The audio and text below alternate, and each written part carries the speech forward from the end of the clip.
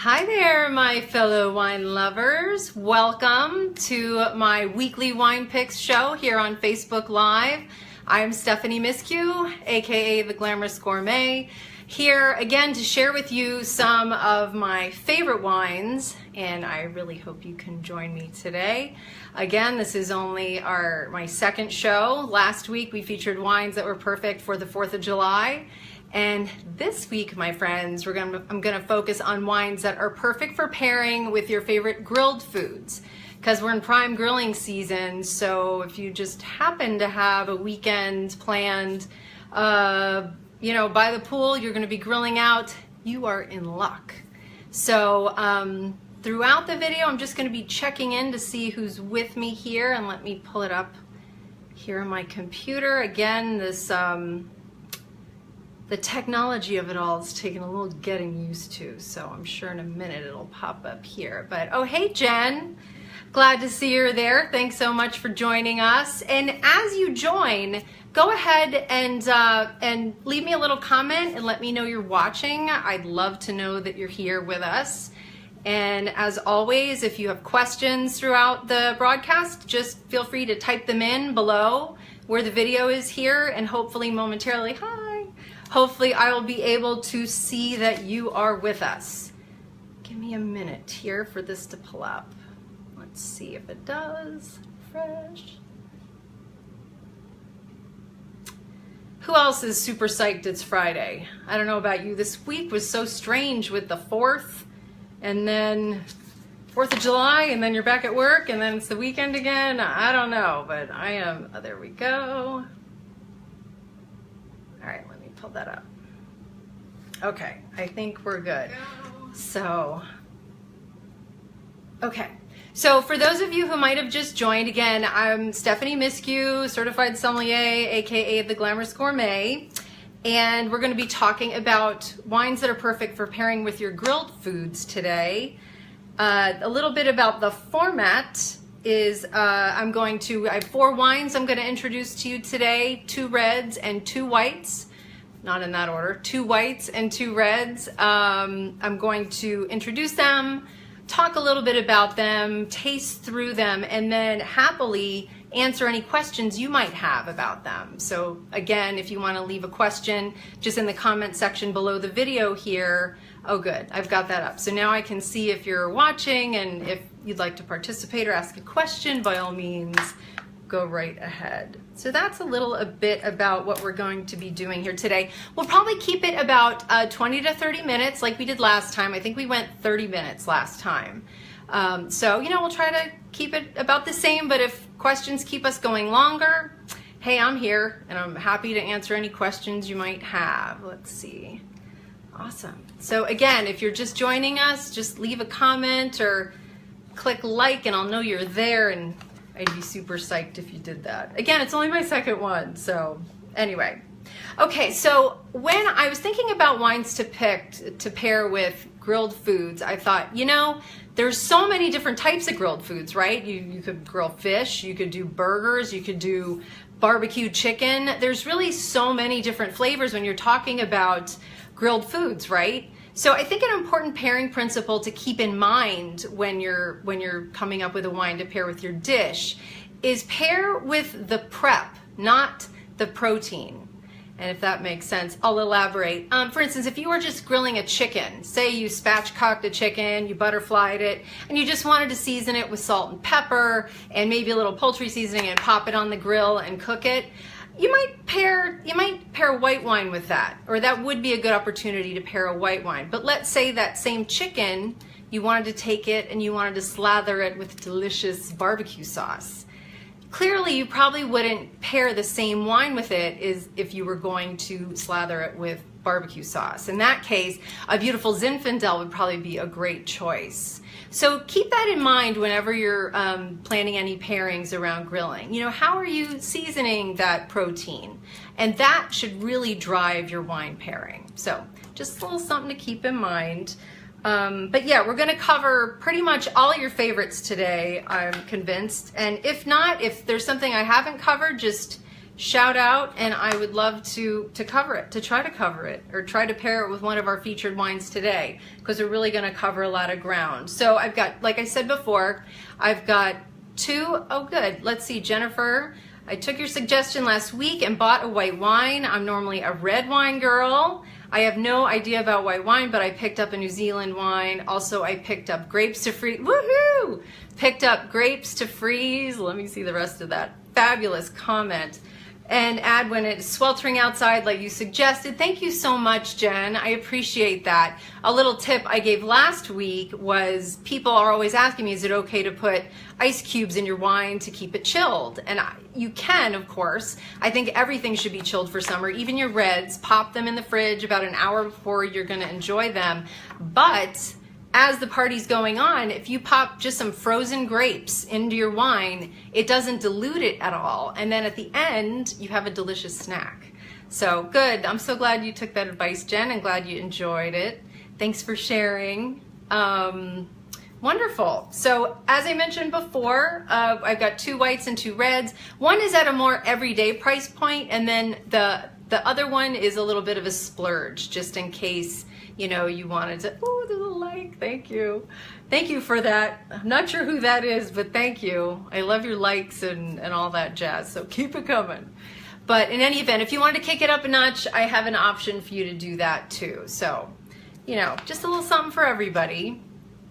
So let's dive into our first wine. So let's say you're a person that really likes to concentrate on fish, or you like to grill light, white, flaky fish, say snapper or grouper, or something along those lines, something that's light, or something we like to do. There's a nice cheese called halloumi, and you can pop that on the grill and get a nice sear on the outside, and it doesn't get too runny. You just grill it and then you put it on a beautiful salad. That's something we like to do. Ooh, I love that heart. Thank you.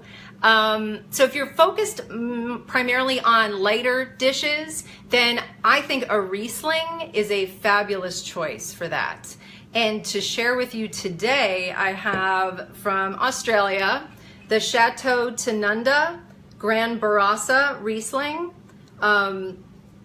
It is just a delicious incarnation of the grape, and because it's from what we call a New World wine region, and by New World I mean Australia, it's a warmer growing region. The wine just has beautiful notes of lime blossom and citrus and grapefruit, and it just really comes alive on your palate. It's quite beautiful, but I have it in my glass now. Does anyone out there have anything in your glass right now?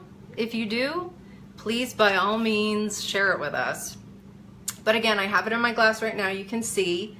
And Chateau Tanunda is actually one of the oldest estates in Australia. It was founded in 1890, and at one point it was the largest winery in the Southern Hemisphere. So as wineries go, it was a pretty big deal. And they make beautiful wines. The Gaber family is at the helm now and has been for quite some time. John Gaber came across the winery in 1998 on a bike ride, and he bought it the next day. And his style of wines, the style of wines coming out of Chateau Tanunda they've got lots of great fruit. However, they're also elegant at the same time. They're very balanced wines. I think that's why I like them so much. But again, here's this beautiful Riesling. And on the nose of this wine, when you smell the wine, you call it on the nose. Again, as I mentioned, beautiful notes of that lime blossom and citrus. And again, you kind of get that lovely minerality coming through as well. That's so nice. And then I'm going to go ahead and taste it. Oh my God. And this is one of the great things about Riesling. It has such a beautiful, brisk acidity. It just wakes up your entire palate. Like right now, my taste buds are going crazy, and it is just delicious. It is quite a lengthy finish, and again, you're just getting that. If you're a citrus fan, you're gonna love this wine. It's $16 a bottle, so not too pricey. And it also has one of my favorite things I love for summer, screw cap. So embrace the screw cap wine for summer, friends, because that just means that the wine inside is crisp and clean and fabulous, and it's meant to be drunk relatively soon. So don't let anyone screw cap shame you. So That sounded a little funny, but anyway, you know what I mean. So this is a great wine, pair with fish, lighter fish, snapper. Let's see. Yeah, definitely snapper, mahi, grouper. You know, those light white flaky fishes that are so delicious. So any questions about this wine before we move along to maybe our next choice? Next choice? No? Well, if you're watching this even after the fact, please feel free to ask questions. I'm happy to answer them, whether you're joining us live today, which I would love to see you next Friday at 3 o'clock. That would be great, but I'll always answer your questions, so no worries there. Okay, so bye-bye, Riesling. I'll miss you. Well, actually, we're moving on to another one of my favorite wines. So we're moving from Australia, and now we're heading out over to California. And our second white wine of the tasting today is one of my faves. It's the Truchard Roussanne. It's a 2014 vintage. It's from the Carneros region, which is in the Napa Valley. Well, part of it's in Sonoma, part of it's in Napa. This is in the Napa portion. But again, Roussanne, if you haven't heard of that grape before, how many people have heard of Roussanne? If you want to share, go right ahead. But in case you haven't, it's originally from the Rhone Valley in France. That's where it's originally from, but there are some winemakers who are doing beautiful things with it now in California. And as compared to the Riesling, this wine has a fuller body. It's a little more voluptuous, isn't the exact right word. It's just more fuller body, more round in texture, and it has beautiful notes of pear and peach and a little hint of citrus as well. Because it has a kiss, just a little kiss of French oak, you also get some beautiful spice to the wine as well. And this is the wine that I would pair if you're a fan of maybe grilling lobsters or shellfish. You know, seafood that's got a little more heft to it, so oysters, clams, or even, again, roast chicken. This is the wine that I would pair if you just wanted to simply season a chicken and grill it. This Roussanne is an excellent choice. So again, here it is in my glass. You can see it's about similar in color to the Riesling we had. It's like kind of a golden yellow. We'll give it a nice swirl. We always like to swirl the wine because then it kind of turns up the volume on the aromas. So you can really get a sense of what's going on in that glass. Oh, and again, you get just those beautiful notes. Oh, I don't know whether to dab it behind my ears or drink it. Beautiful notes of peach and stone fruit and that beautiful spice from the oak. But again, just ever so slightly. And then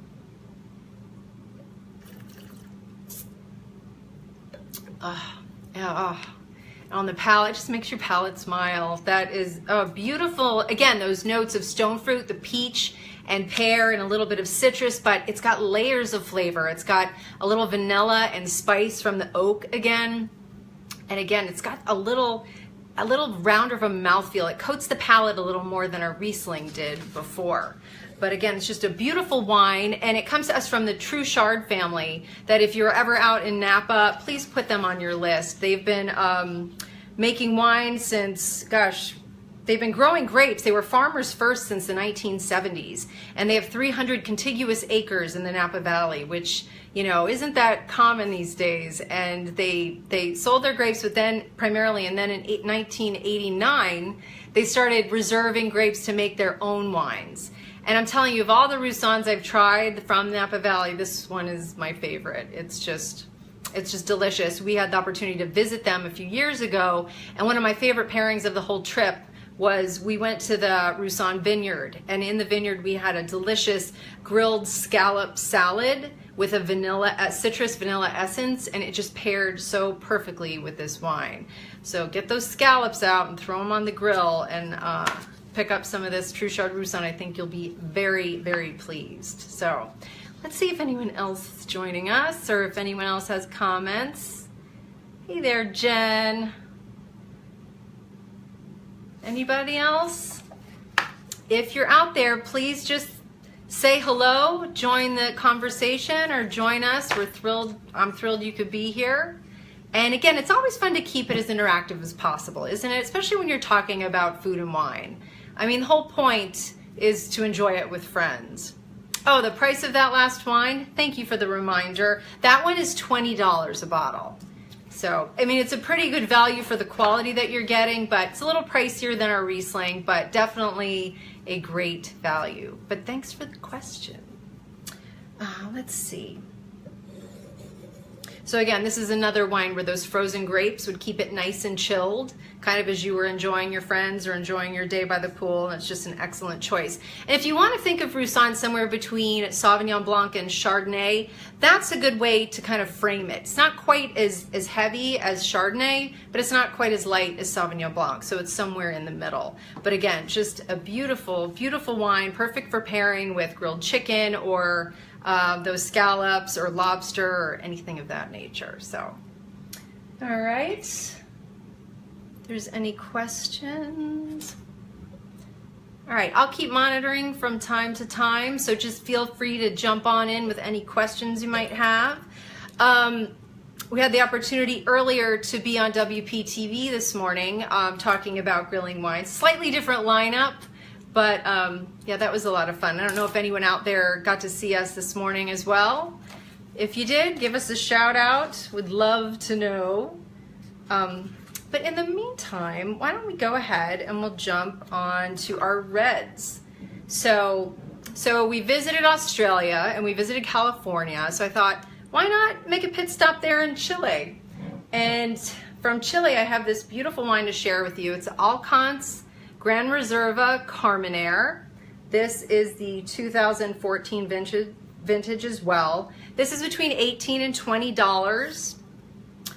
And as I'm pouring this, I want to remember to tell you that you don't need to swear. If you're a red wine fan, you don't need to swear off red wine because of the heat, the summer heat.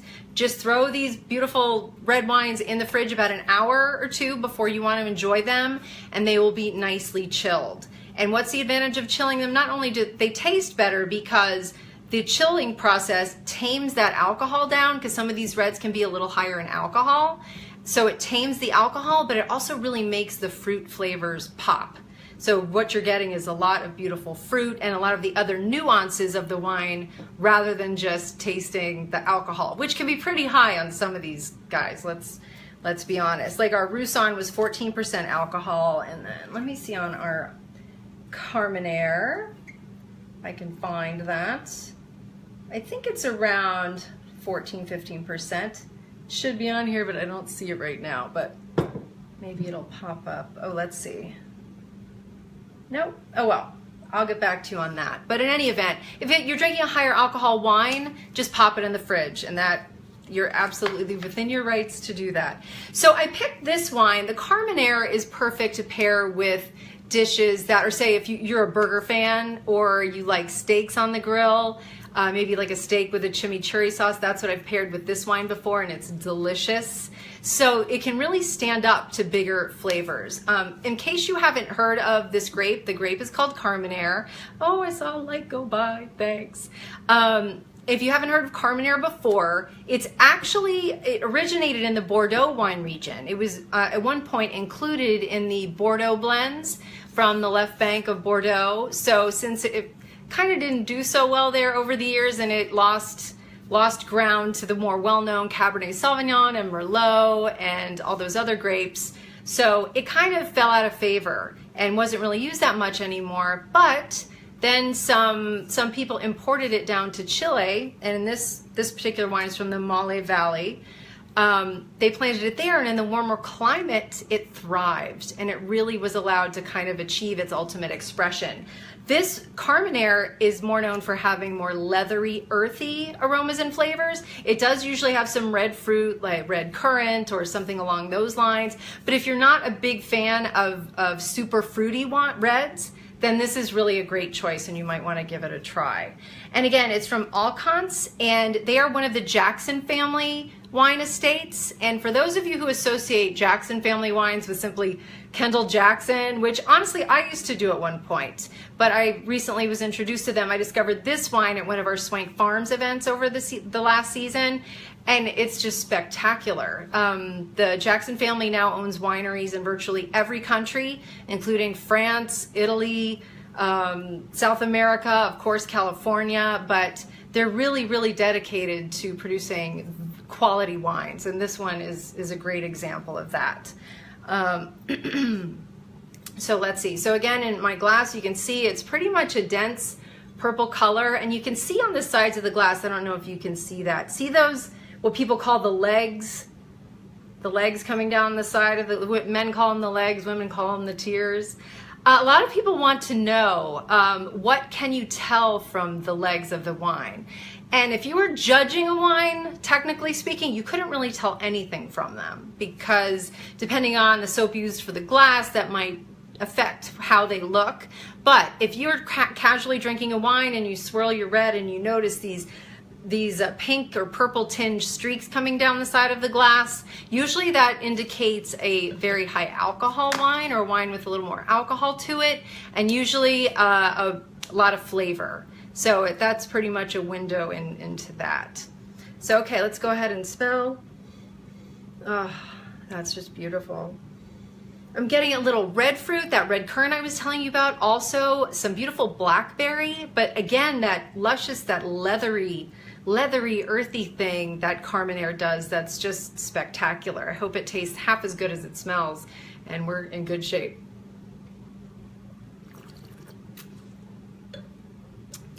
Oh my gosh, that's just spectacular. Again, you get this wine does have fruit. It's young. It's a young red, so it does have some of that red, little red and black fruit mixed.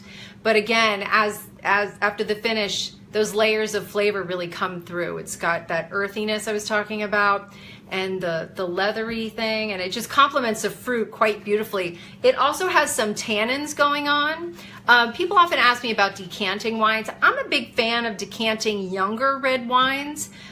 Getting the oxygen in the wine can kind of tame those tannins a little bit. So if you knew you were going to drink the whole bottle, you could just decant it in a decanter or a flower vase. I won't tell.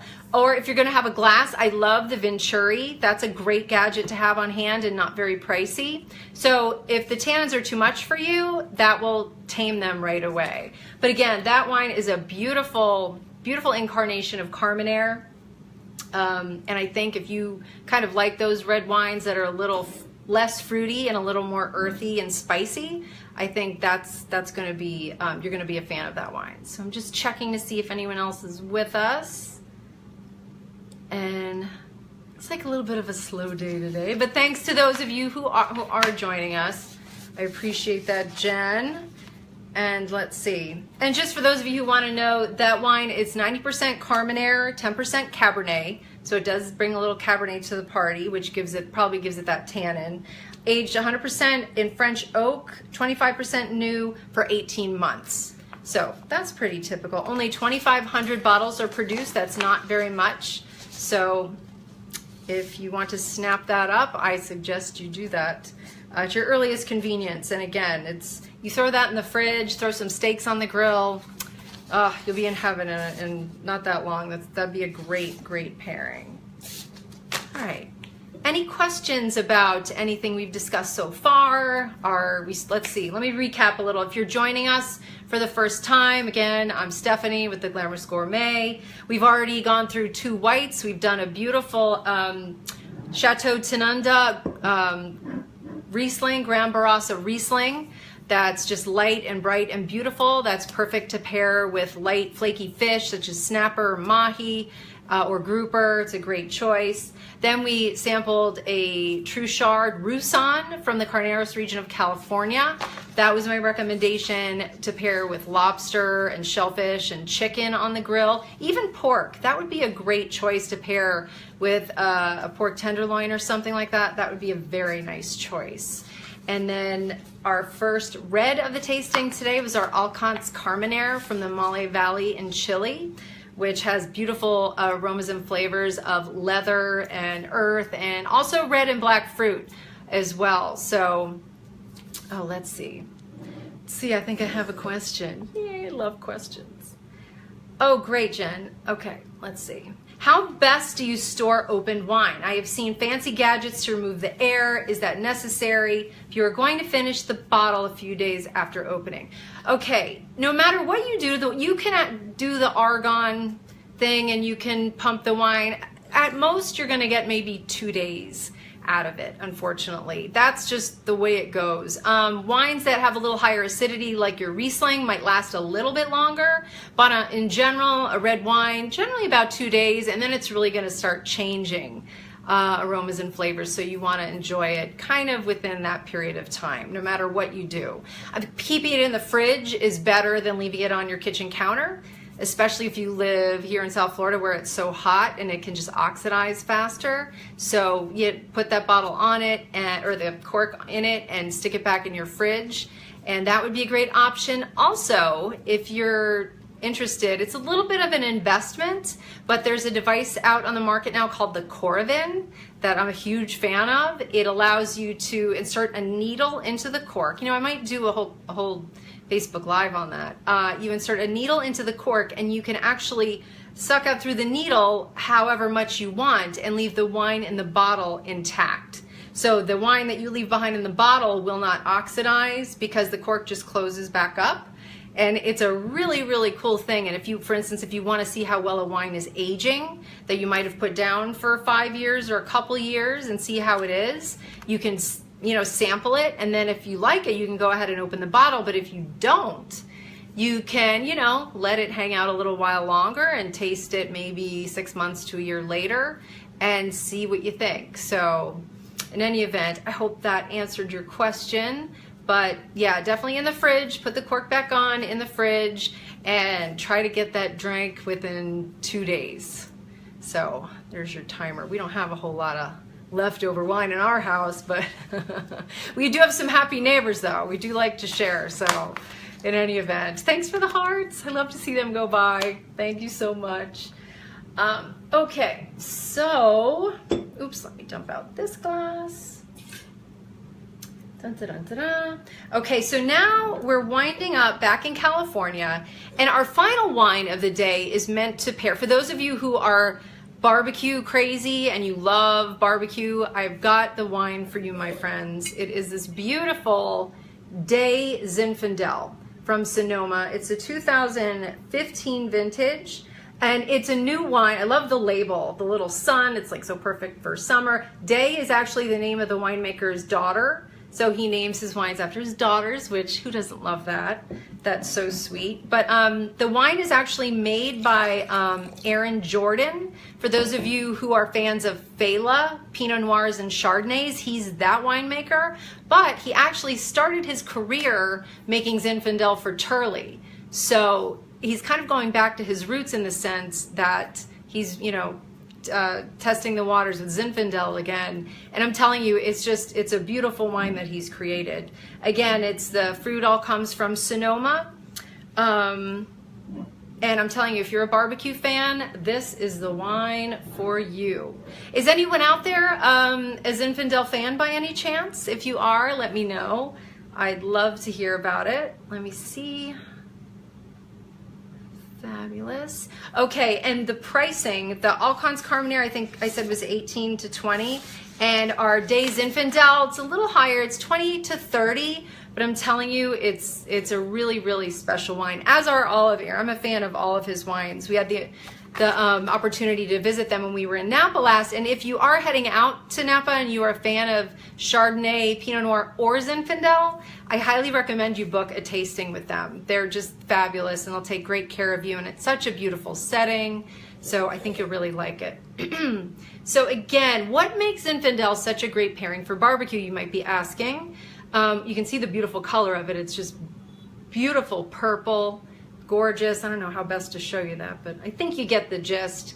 Zinfandel is known for, it's truly an American grape, and it does great in the warmer growing regions we have here as compared to Europe. So Zinfandel is all about fruit, lush, beautiful, mouth-coating fruit, and it pairs beautifully. For that reason, it pairs beautifully with a very flavorful barbecue sauce. And like I said before, you pair with the prep, not the protein. So it might not necessarily pair that great with your chicken with lemon and butter, but it's going to pair extremely well with your barbecue chicken or your barbecue ribs. This is a natural match for that. So let's see. Gosh, on the nose, oh, that fruit. Compared to it's interesting to compare and contrast it with the Carmenere. That's so leathery and spicy and earthy. But this is all like, oh, blueberry, ripe blueberry, blackberry. It's very lush and opulent. So let's go ahead. I really want to try it.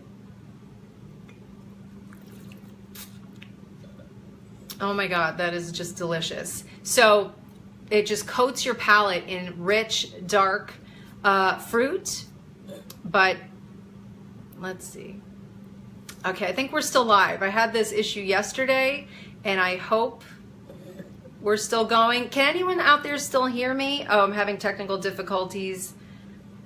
You know what? It might be my internet. I had trouble with it yesterday. I'm not sure what's going on, but in any event, well, I'm just going to proceed. We're wrapping up our final wine.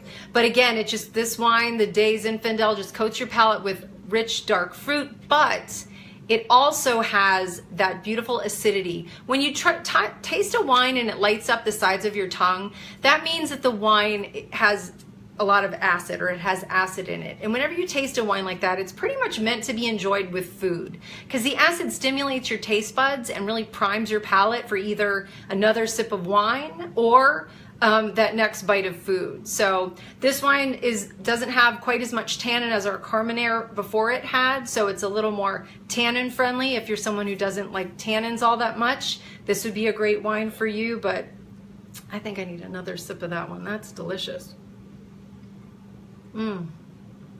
Oh, that's good. So again, I'm not sure if y'all can still hear me. If anyone out there can hear me, please leave me a message or send a like or something. Let me see if I can pull y'all back up. I don't know. I'll do my best. But in any event, those are our wines for the day. If you have any questions, if you're watching this after the fact, or you have any questions, please go ahead and leave them in the comment section. I will answer them throughout the week. And also, if you have any ideas for upcoming, oh, we're back online. Yeah. So I hope you didn't miss anything, but if you have any ideas for upcoming segments or wines you'd like to see, or questions, wine-related questions you'd like to see answered, by all means, just put them in the comment section below. I can't thank you enough for joining or wines to pair with your favorite grilled foods. I think these are some awesome choices. I'll be linking out to them on my blog probably by tomorrow. So if you want to have a record of that, I will happily do that for you. Also, if you can't find these wines specifically at your local wine store, ask them if they can order them. If you really want to try these wines, ask the person at your wine shop. They should be able to get them in, but if not, tell them the wine you were interested in and ask if they can recommend something similar. So those are your two options. So if you can't find these particular wines, you're not totally out of luck, but just keep that in mind next time you're shopping for wine. So also, if you are watching this at any point down the line and you have wine in your glass, I'd love to know what it is. I'm nosy like that. What can I say? I always like to know what's in your glass. So please share that with me. And I think that's about all we have for today. So thanks again for joining me. I really appreciate it. I hope you enjoyed our segments, and I look forward to joining you next week when our topic will be, drum roll please, I'm going to be talking about strictly rosé wines. Next Friday at 3 o'clock, I'm going to share some of my favorites with you from all around the world, and we'll talk about how it's made and have all kinds of fun. So if you want to join us, I'd love to see you then. So with that, cheers and happy weekend, and I look forward to seeing you next week. Thanks.